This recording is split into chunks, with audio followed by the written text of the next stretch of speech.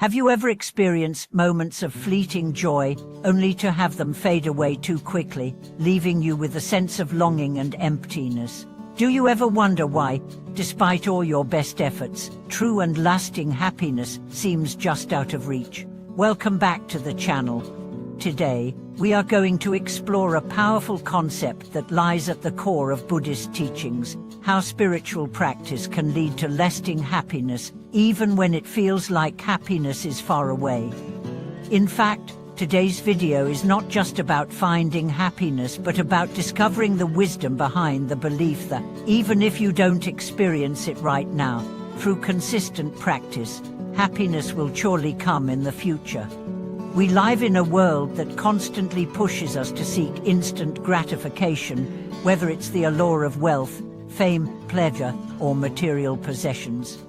Our minds are often conditioned to chase fleeting pleasures, believing that they will bring lasting satisfaction. However, this cycle of craving and temporary satisfaction leads only to more suffering and discontent.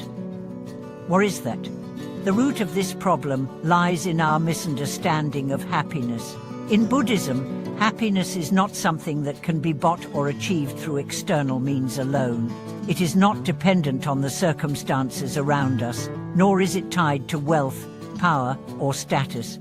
True happiness comes from within, from the mind itself, and it is cultivated through spiritual practice. But here's the paradox: it often takes time.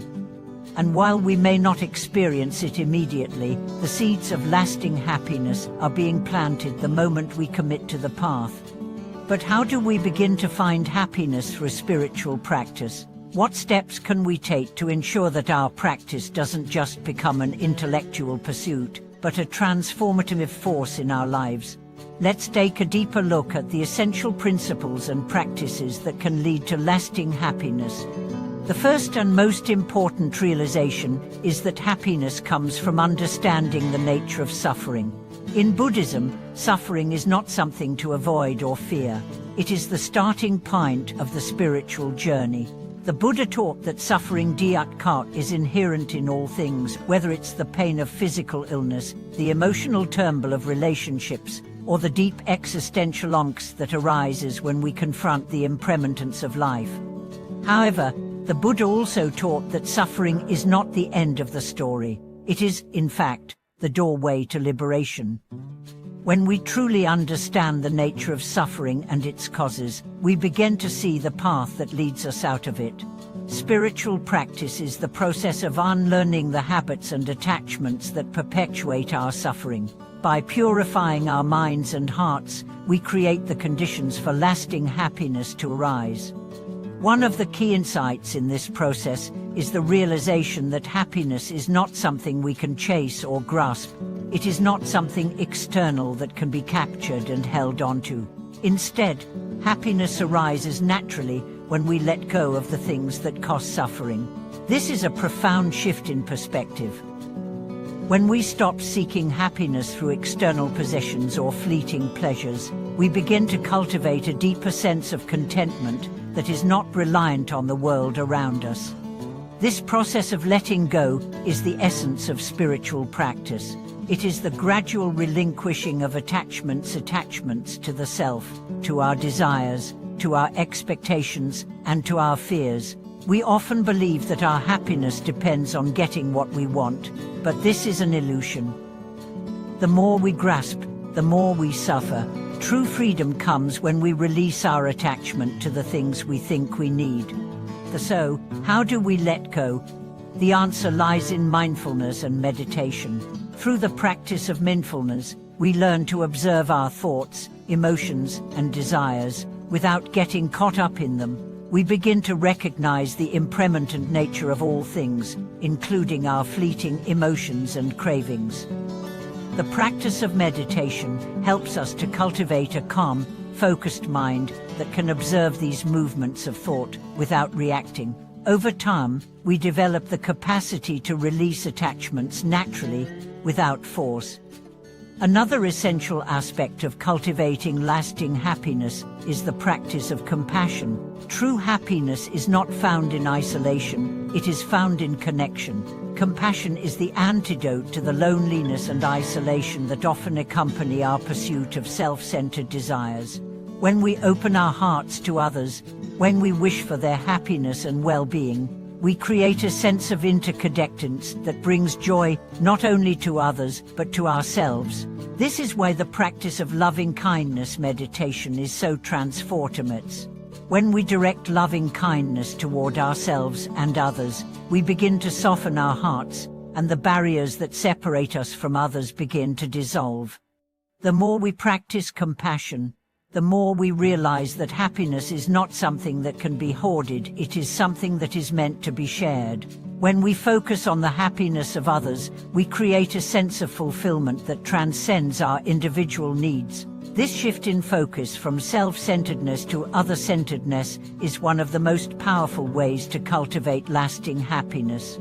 But there's also the aspect of impermanence that we must embrace.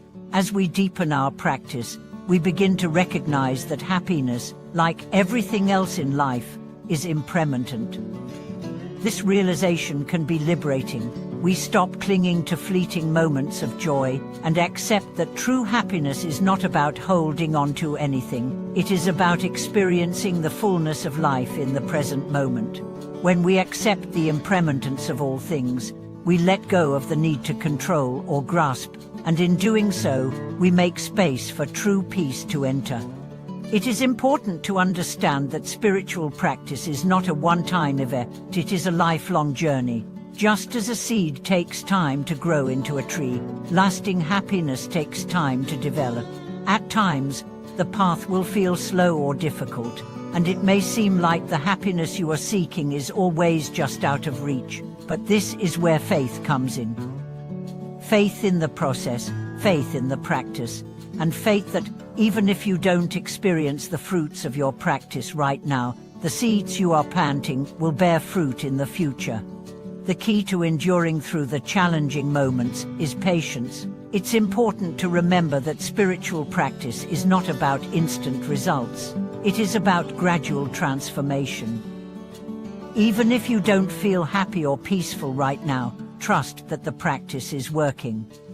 Every moment of mindfulness, every moment of loving kindness, every moment of meditation is an investment in your future happiness. The more you practice, the more you create the conditions for lasting peace and contentment to arise naturally. Another essential practice on this path is the cultivation of gratitude. Gratitude is one of the most powerful ways to shift our focus from what is lacking to what is abundant. When we cultivate gratitude, we begin to see the blessings in our lives, even in the midst of challenges. Gratitude helps us to appreciate the present moment, which is where true happiness can be found. By regularly reflecting on what we are grateful for, we train our minds to focus on the positive, and in doing so, we create a mindset that is more conducive to happiness. As you continue to deepen your practice, you will begin to notice subtle shifts in your experience. The more you let go of attachments, the more you embrace impermanence, and the more you open your heart with compassion, the more peace and happiness will naturally arise. You will begin to experience joy, not because everything in your life is perfect, but because you have cultivated an inner peace that is not dependent on external circumstances. As we continue exploring how spiritual practice can lead to lasting happiness, it's essential to dive deeper into the nature of our desires and attachments, which often become the very obstacles that prevent us from experiencing true joy. In our society, we are constantly told that happiness is something we must obtain or achieve, usually through external sources, whether it's wealth, relationships, or material possessions. However, the Buddha's teachings offer a radically different perspective. True happiness doesn't lie in the external world at all. It is found within, through the practice of mindfulness, compassion, and letting go. This understanding begins with recognizing how attachment creates suffering. We often hold on to things or ideas, believing they are the source of our happiness, but in doing so, we create a subtle form of clinging that ultimately leads to dissatisfaction. It's not the things themselves that cause suffering, it's our attachment to them. This attachment is rooted in the false belief that we can control the impermanent nature of life. But when we acknowledge the impermanence of all things, including our desires and the people we love, we begin to free ourselves from the cycle of craving and aversion that leads to suffering. Take a moment to reflect. How many of your daily actions and decisions are driven by the desire for something external, a job, approval from others, a specific outcome? What would happen if, instead of chasing after these external markers of happiness, you turned your focus inward? The answer lies in the practice of mindfulness. By becoming more aware of our thoughts, emotions, and desires, we can begin to see how often we chase after things that, ultimately, will not bring us lasting fulfillment. Mindfulness is the practice of observing our thoughts without judgment, without clinging to them. This allows us to see that our desires are not who we are, they are simply passing mental events that don't define us. When we can see our desires and attachments clearly, without becoming swept up in them, we create the space for true freedom. This space is where true happiness resides. It's not the happiness that comes from external achievements or possessions. It's a deep, lasting peace that arises when we stop identifying ourselves with our cravings and let go of the need to possess or control. This is the paradox of spiritual practice. By letting go, we actually find everything we have been searching for. At this point, you may be wondering, if happiness is found in letting go of attachment, how do I live a fulfilling life without desiring anything at all? The answer is that spiritual practice doesn't require you to give up all desires, it requires you to transform them. Desires, in and of themselves, are not bad or harmful. It is the attachment to them, the belief that our happiness depends on them, that causes suffering.